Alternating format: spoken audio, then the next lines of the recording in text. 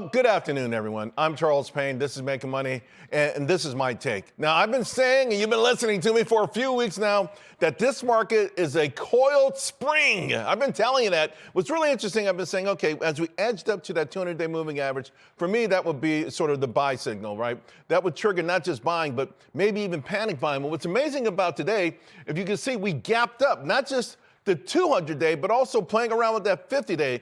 I thought we'd need a golden cross before that, but no, that's not the point, right? And right now, it's kind of moot because the S&P 500, again, it could close today above that 50-day, which would draw a lot of fresh buyers into this market. Now, the rate of change also is really critical down here.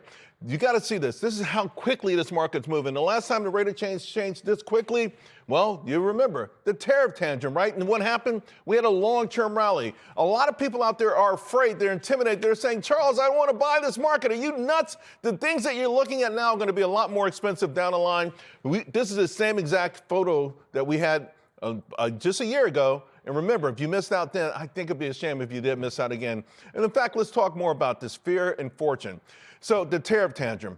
Also, that's when we saw the VIX, right? The fear index, it went crazy. It went to 45. Now, throughout history, or at least since we began with this sort of financial engineering, anytime the VIX has got above 45, the next year, the market's been higher. Well, last week was a year anniversary, up 31%. But not just the next year, the year after that, the year after that, the year after that, the year after that. Now, listen, it doesn't have to be that way, but this is a pretty good track record. It's nuts again. I know you're still afraid and you're worried about the headlines.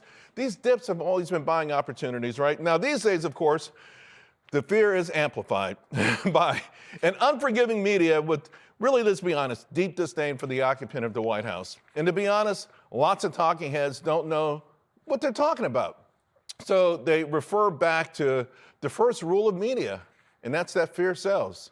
So here are the two big points that we know that become crystal clear in our lives, right? The need for power, right? The world needs fossil fuels. That's why the Strait is so important. And then the threat of annihilating Iran's power structure got that regime to come to the table, along, of course, with all the massive destruction that's already occurred to the military apparatus. Now, the other big picture, folks, and the big point is artificial intelligence, the fourth industrial revolution.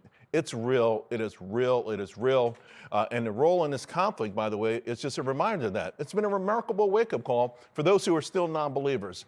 Now, we know about the role of Claude with the initial strikes, but if you haven't read about Ghost Murmur, make sure you do before today is over. It'll blow your mind. Meanwhile, a major concern throughout this conflict has been the impact of higher crude oil and all of the end products, not just gasoline, on consumers. Well, we got strong earnings from Delta this morning, consumer discretionary names. At the open, they're half of the winners today. Consumer discretionary, half of the biggest winners in the market today.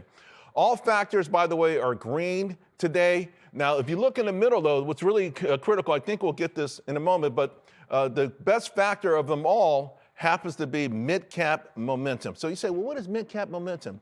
Look under the hood there, folks. It's overweight big-time industrials, which is where you want to be as we reindustrialize our nation. Here we go.